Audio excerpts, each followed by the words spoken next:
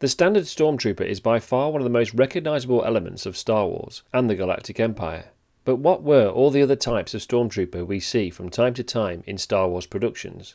This video will run through the list of Canon variants which specialised in different environments, served in specific fighting roles, and were used as elite troopers for the most important missions and assignments.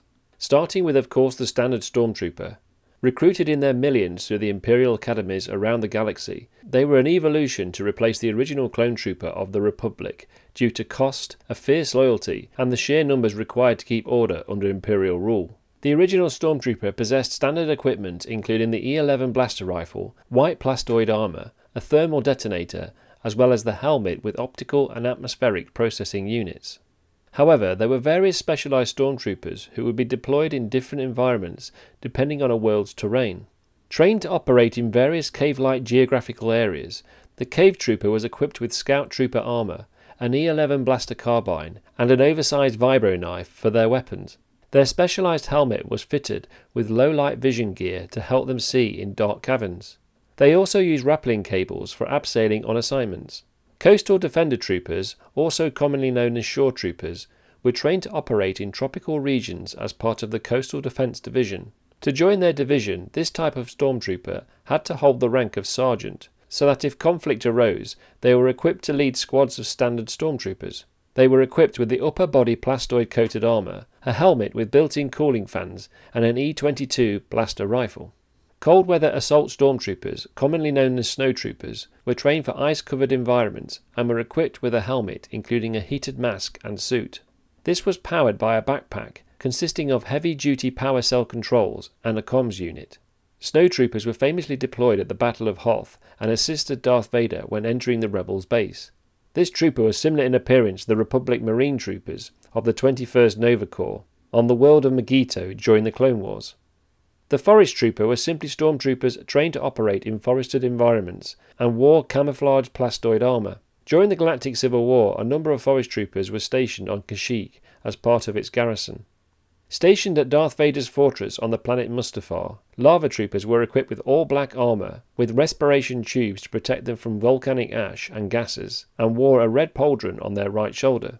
Magna Troopers were a Stormtrooper variant used to quell revolts on volcanic mining worlds such as Sullust, Mustafar and Shu Torun.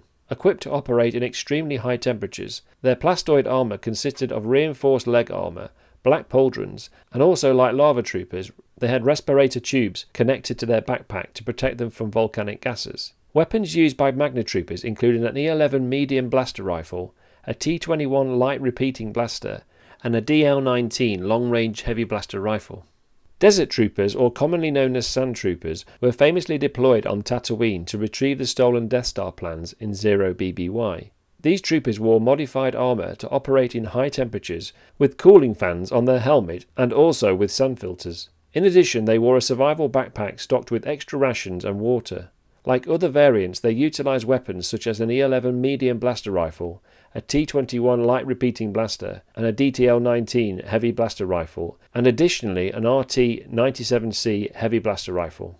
Seen patrolling outside the first Death Star's docking bays, Space Troopers were trained for zero-gravity environments with armour designed to breathe in space. They wielded an E11 medium blaster rifle, a thermal detonator and specialised heavy blasters. Sea Troopers were deployed on the planet Mon Cala in 18 BBY, but were also stationed on the planet Lothal during the Galactic Civil War. They were equipped with various aquatic equipment including scuba backpacks, underwater propulsion jets and flippers. Deployed on the planet Mimban, wet weather gear troopers wore waterproof capes and additional armour and equipment. Specialising in amphibious warfare, Stormtroopers were also trained for combat in swamp environments. As well as the Stormtroopers that were trained to operate in varied environments, there were troopers who were trained to perform in a specialised role during conflict scenarios. The Artillery Stormtrooper, also known as a Mortar Trooper or even a Shell Trooper, specialise in launching explosives of different types at a high angle to fall precisely on calculated coordinates on the battlefield from cover. They were equipped with explosive-loaded backpacks, and some used Model 201 mortars as a type of portable mortar artillery system. Demolition Troopers were specifically trained within the Stormtrooper Corps to operate smart rockets, while keeping a safe distance on the battlefield. This variant of trooper wore the standard armour, but often without the helmet. Despite the smart rocket launcher being equipped with an electronic targeting scope to help acquire targets, the explosive projectile automatically target the nearest turret or vehicle. Only a single smart rocket could be fired before the launcher needed reloading. The rocket detonated upon impact and had a blast radius of 3 meters, though the maximum damage inflicted was within 2. They also used an SE-14C blaster pistol for close combat. A variant of Stormtrooper which was similar to the armour worn by snowtroopers was known as the Flame Trooper, but with maroon markings on the helmet and shoulders. This type of trooper featured a black backpack which attached to the flamethrower, and fabric extending from the goggles over the mouth. Although they looked like the standard Stormtrooper, a heavy weapons trooper were trained to wield a large rotary blaster cannon. In this case, were trained to wield large rotary blaster cannons and were equipped with black pauldrons. They were often seen on the front lines of conflict, but were also sometimes seen as guards for Imperial installations. Heavy weapons troopers were primarily trained to defend combat zones as support squadrons of regular stormtroopers. Similar by name but very different in role, Imperial heavy troopers were soldiers who were large warriors that wore specialized type of stormtrooper armor and were trained for frontline combat against incredibly powerful enemies such as Wookiees, Trandoshians and other large aliens. Incinerator troopers were an elite specialized class of stormtrooper that wielded flamethrowers. The troopers were regarded as one of the most devastating of the Stormtrooper Corps' specialized contingents. Incinerator troopers would set enemies and their fortifications ablaze with their flamethrower equipment. This Stormtrooper was equipped with standard issue Stormtrooper armor with red markings, a red pauldron, and a D-72W oppressor flame projector, including a backpack. The Incinerator Trooper received intense fire combat training, and their armor had a cryoblast coating, which allowed the troopers to withstand abnormal temperatures. A type of trooper which was equipped with a jetpack with respirator tubes was the Jump Trooper. Their armour was specialised to be deployed in Arctic, desert and forest environments. Used mainly for reconnaissance on a range of missions, the Scout Trooper often used 74Z speeder bikes. They wore lighter armour than standard stormtroopers and were equipped for high manoeuvrability and long periods without support. Armoured only on the head and upper body, Scout Troopers were also conditioned to operate with a partner whenever they could. The Patrol Trooper acted as a rapid response policing force within urban environments and would police the streets aboard a CPH patrol speeder bike armed with an EC-17 hold-out blaster. The armour of a patrol trooper contained various enhancements to conduct their duties in the sprawling cityscapes. Their helmet possessed an enlarged dome that allowed them to access enhanced imaging electronics, which included receiving real-time traffic data, construction and other potential obstacles from their HQ via the in-helmet connection. However, their armour shared similarities to the Scout Trooper. Considered one of the most harshly trained and toughest branch of the Stormtrooper Corps, range troopers were commonly assigned to protect various Imperial cargo, and were also deployed to combat zones. The heavy chestplate armour was similar in appearance to the Snow Trooper, but with fur over their shoulders and large magnetic boots. The Range Trooper helmet was similar in design to both the combat assault tank pilots and the coastal defender troopers. They were armed with an E-10R blaster rifle and was considered a very robust variant.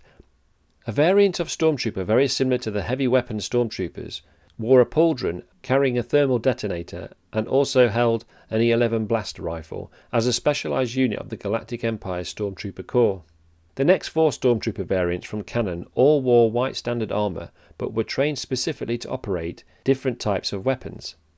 Rocket Troopers were equipped with an RPS-6 rocket missile launcher, which required reloading after each shot, leaving them vulnerable. Trained to eliminate insurgent activity, diminishing uprisings, quelling dissent and providing ground support, they were distinguished by wearing a red pauldron on their right shoulder.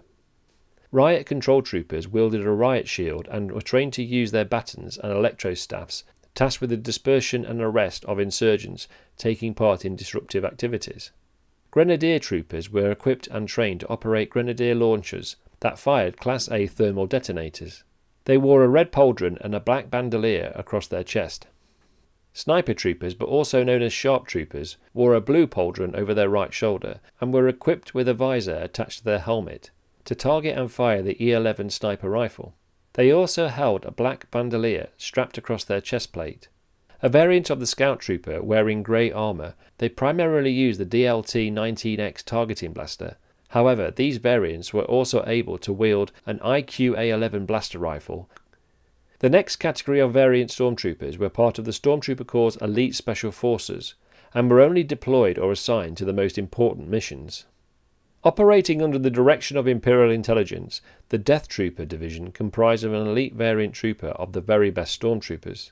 They served as protective detail for significant Imperial officers and members of the Tarkin Initiative, as well as Special Assignment Commandos. They wore black armour, specialised helmets and vocal scramblers, micro-motion sensors, and received data displays on enemy and friendly positions.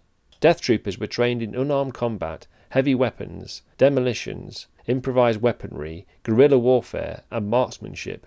They were equipped with an SE-14 R-Lighter repeating blaster, C-25 fragmentation grenades, and an E-11D blaster carbine. Elite Squad Troopers were the early version of Stormtrooper during the formation of the Galactic Empire, and originated from a project named Project Warmantle. It aimed to replace clone troopers with conscripted soldiers, and although soldiers of the Grand Army of the Republic became first-generation Stormtroopers, Palpatine and Tarkin considered cloning an unreasonably high demand on the Imperial economy. This variant wore a black armoured version of the clone trooper. Shock troopers were armed with heavy weaponry and wore Stormtrooper armour with distinctive red markings, similar to those of the Republic clone troopers who served as the Coruscant Guard during the Clone Wars. It was not uncommon for Imperial shock troopers to be equipped with the Clone Wars era shock trooper armour. A specialised elite variant of the Stormtrooper used by the Inquisitorius was the Purge Trooper, and were assigned to hunt down any surviving Jedi being activated by the Great Jedi Purge and subsequent termination of the Clone Trooper. Although they were equipped with black-styled armour and helmet, the Purge Trooper also possessed a standard E-11 blaster rifle, as well as the DC-15A blaster rifle.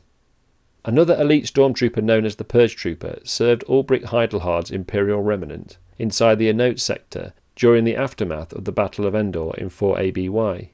They wore specialised heavy black armour and used formidable weaponry. Highly trained Stormtroopers that served the Galactic Empire, Shadow Troopers wore experimental black armour coupled with portable cloaking devices, rendering them almost completely invisible and highly suited for stealth missions. Shadow Troopers overwhelmed their enemies by attacking in hordes, using a range of blaster rifles as well as flash grenades and jetpacks.